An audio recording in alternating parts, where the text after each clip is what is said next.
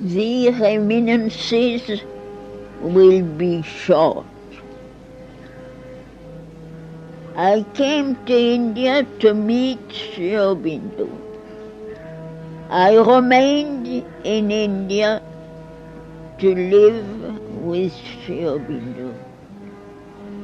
When he left his body, I continued to live here in order to do his work, which is by serving the truth and enlightening mankind to hasten the rule of the divine's love upon earth.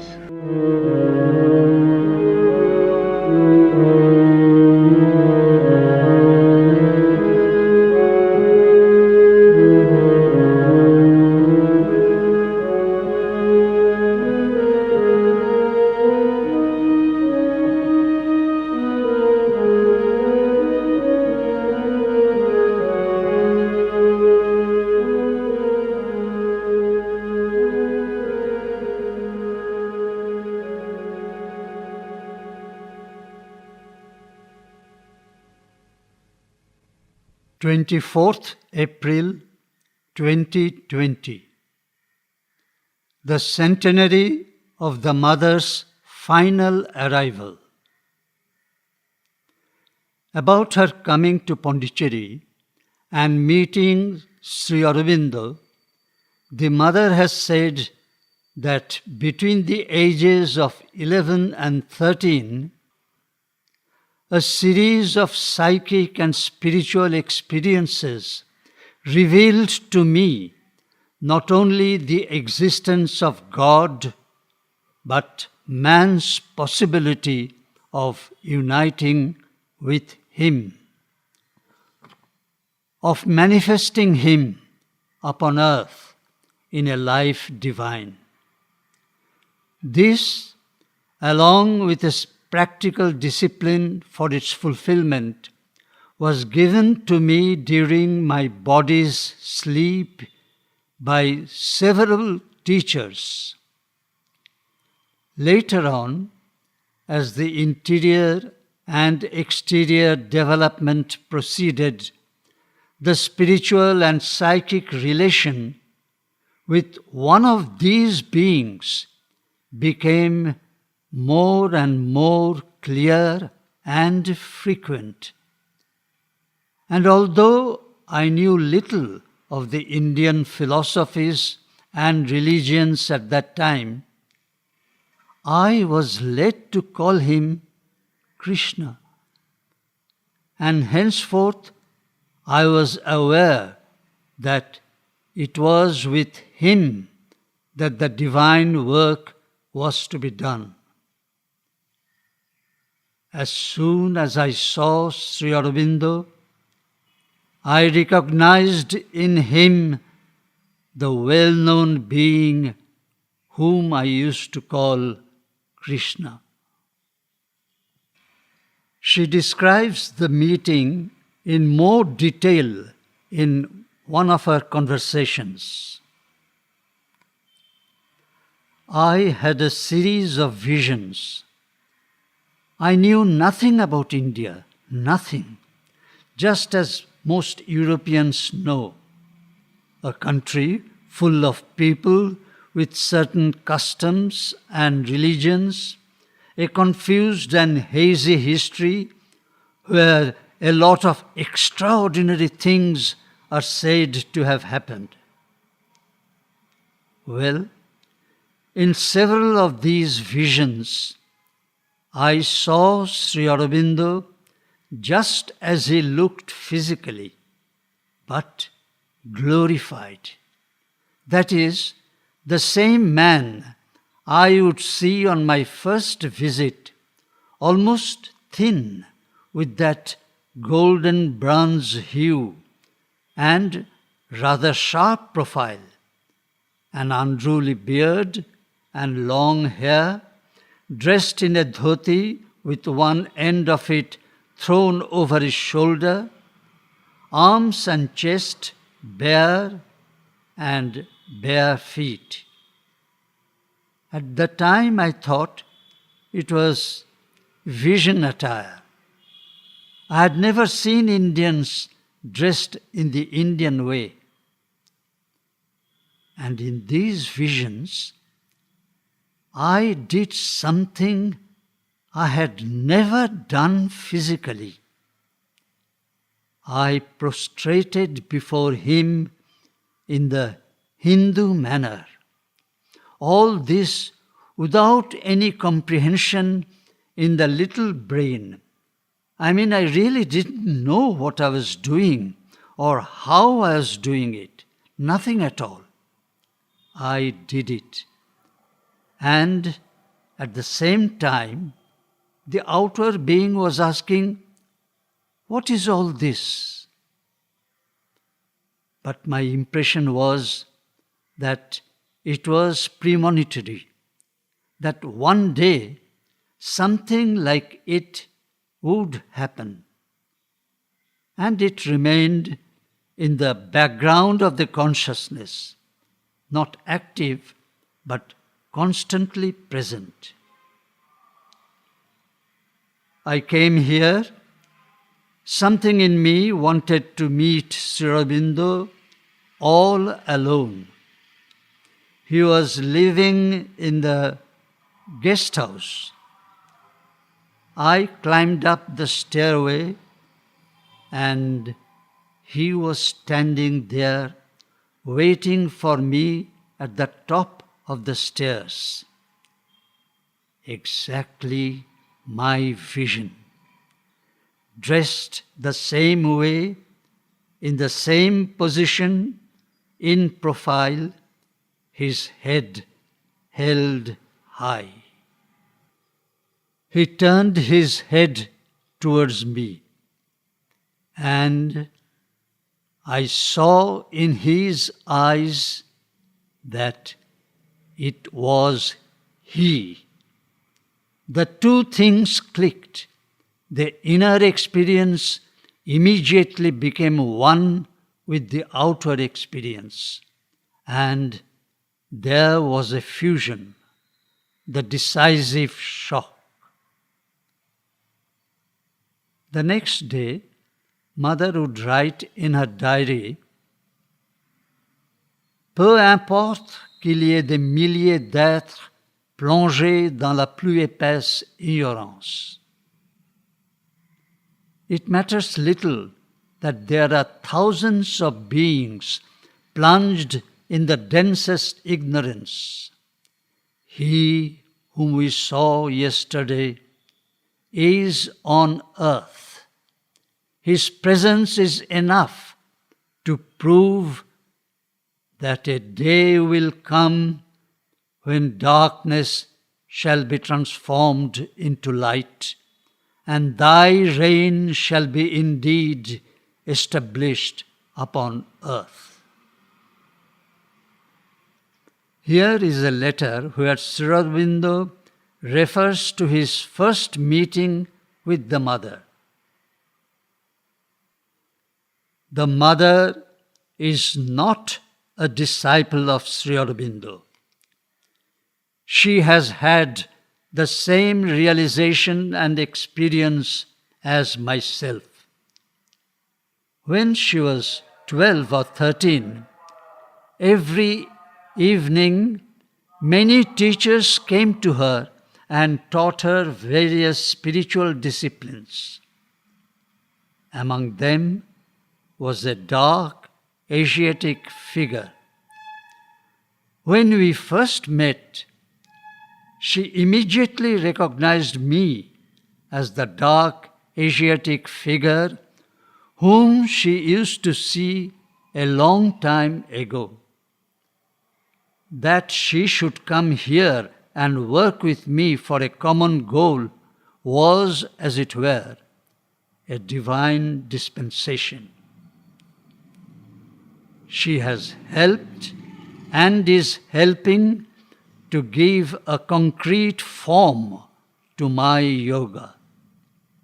This would not have been possible without her cooperation. The mother spent over 10 months in Pondicherry. She left for France a day after her 37th birthday on 22nd February 1915. From France, she travelled to Japan, where she spent nearly 4 years. In one of her experiences there, she addressed the Lord and asked, "Now tell me, what must I do?" Suddenly, everything in me became still. The whole external being was completely immobilized, and I had a vision of the Supreme, more beautiful than that of the Gita. And this vision literally gathered me into its arms. It turned towards the west, towards India, and offered me. And there, at the other end, I saw Sri Aurobindo. It was as if this immensity had reduced itself to a rather gigantic being who lifted me up like a wisp of straw and offered me. The next day, we began preparing to return to India. It was after this vision, when I returned from Japan, that this meeting with Sri Aurobindo took place, along with the certainty that the mission would be accomplished. On 24th April, as the boat neared Pondicherry, Mother had an experience which she recalled 30 years later. I was on the boat at sea, not expecting anything, when all of a sudden, abruptly, about 2 nautical miles from Pondicherry, the quality, I may even say the physical quality of the atmosphere, of the air, changed so much that I knew we were entering the aura of Sri Aurobindo. It was a physical experience. I had been for a very long time and continuously in spiritual contact with the atmosphere of Sri Aurobindo, but I had never thought of the possibility of a modification in the physical air, and I was not expecting it in the least.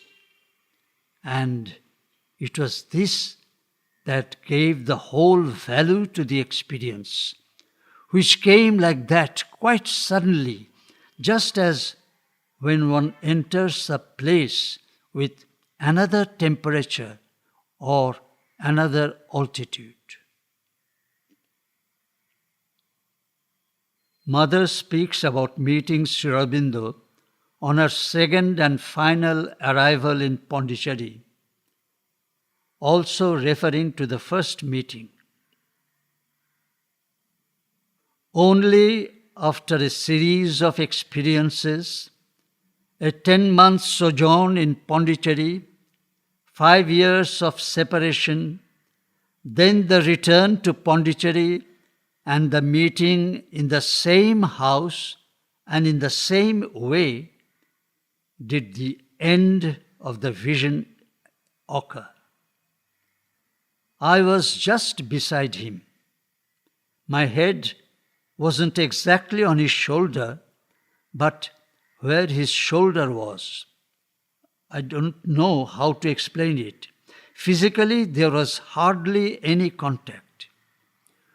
We were standing side by side like that, gazing out through the open window, and then, together, at exactly the same moment, we felt, now the realization will be accomplished, that the seal was set and the realization would be accomplished.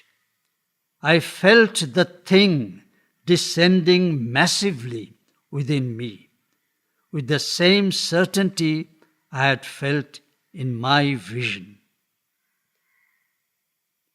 And 1920 marked the beginning of full development, not spiritual development, that had been going on from the very start, but action.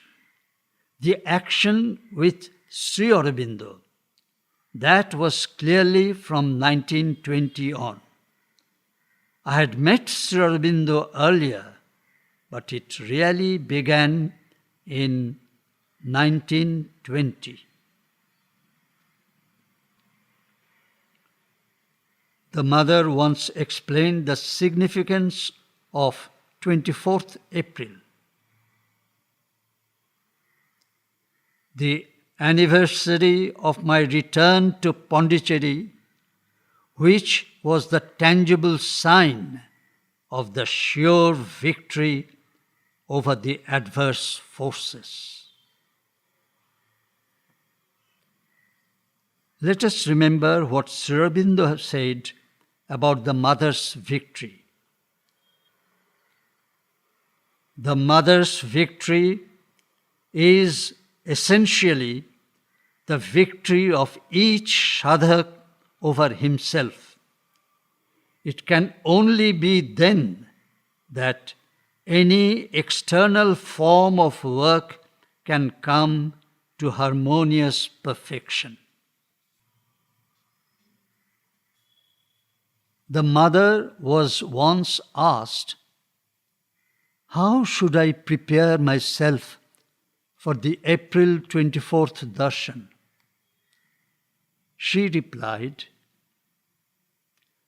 "Look attentively into yourself to find out what for you is the most important thing, the thing you feel that you couldn't do without." It is an interesting discovery.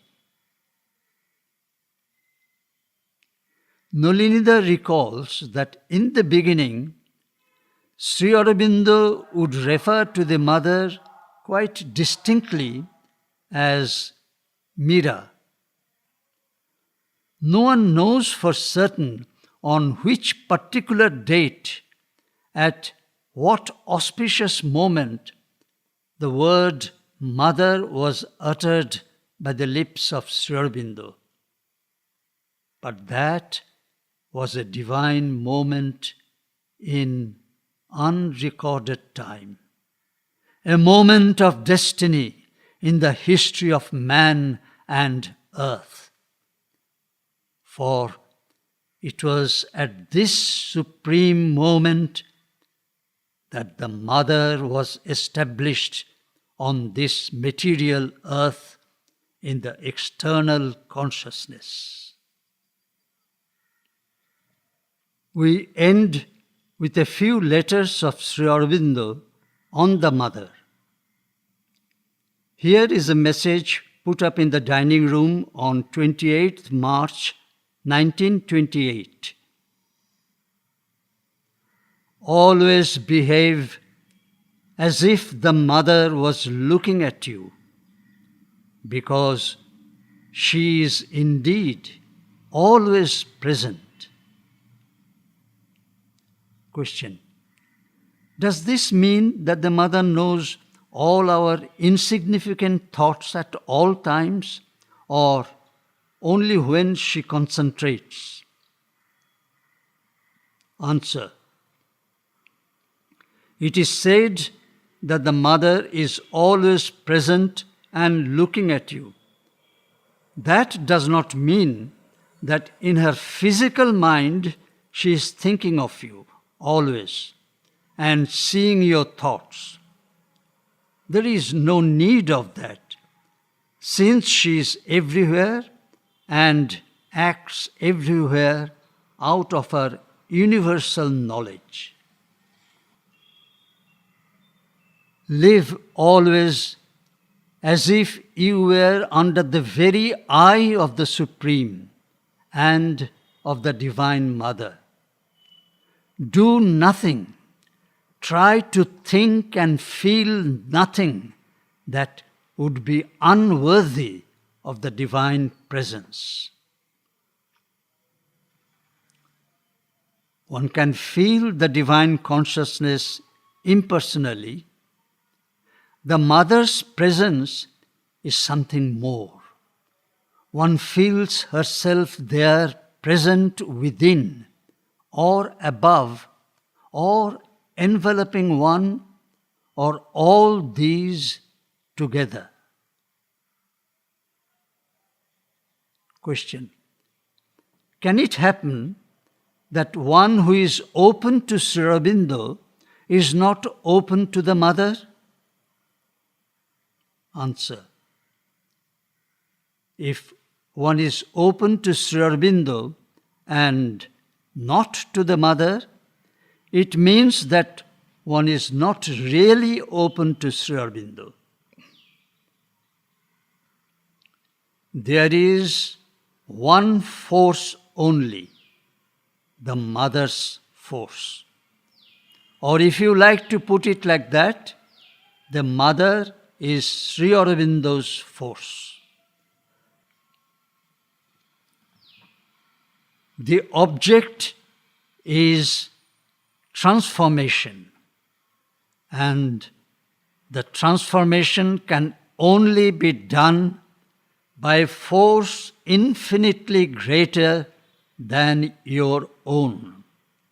It can only be done by being truly like a child in the hands of the Divine Mother. Sadhak: if I cannot concentrate or meditate, I simply imagine myself lying eternally in the Mother's lap. Sri Aurobindo: this is the best possible kind of concentration.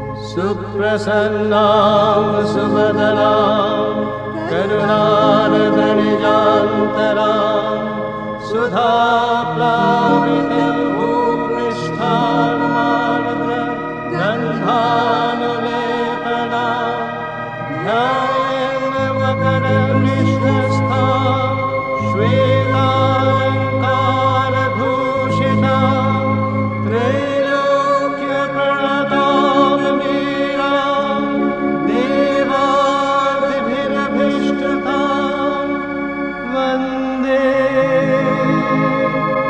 Vande Veera